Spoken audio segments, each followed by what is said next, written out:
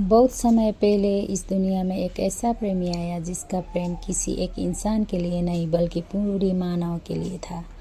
उसका नाम था ईसा मसीह। ईसा मसीह का प्रेम स्वार्थ से भरा नहीं था। वो ऐसा प्रेमी था जो टूटे हुए दिलों को जोड़ता था, दुखियों को सहारा देता था और पापियों को माफ कर देता था।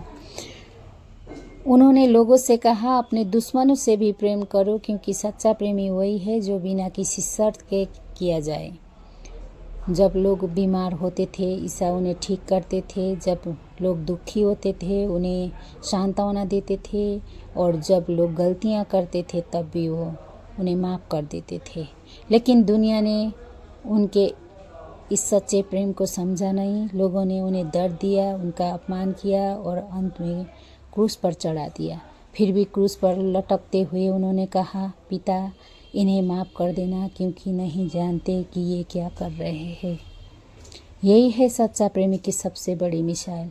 एक ऐसा प्रेमी जो नफ़रत में भी माफ़ करना सिखाती है। इसलिए कहा जाता है, दुनिया में अगर किसी से सबसे सच्चा और सबसे बड़ा प्रेम किया तो वो है ईसा मसीह का प्रेम। आमीन। तो आइए दोस्तों, प्रार्थना करते हैं। हे भले यीशु, मुझे अनंत जीवन देने हेतु तूने क्रूस पर अन्यायपूर्ण दंड की आज्ञा ग्रहण की। तेरे इस प्रेम के लिए तुझे सारे हृदय से धन्यवाद देती हूँ और तुझसे ये प्रार्थना करती हूँ कि मुझे ये अनुग्रह प्रदान कर, मैं सदा तेरी इच्छा पर चल सकूँ। हे यीशु मेरे प्रभु, तूने कहा, यदि कोई मेरा अनुसरण करना चाहे तो वो आत्मत्याग करे और अपना क्रूस उठाकर मेरे पीछे हो ले।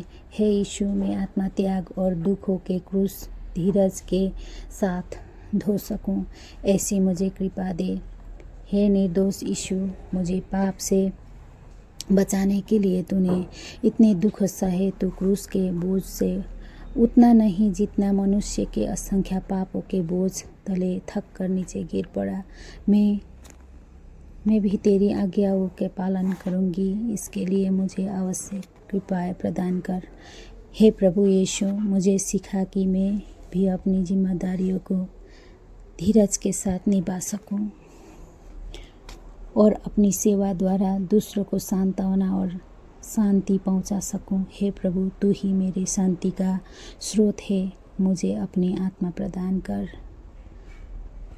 आमीन, आमीन और आमीन।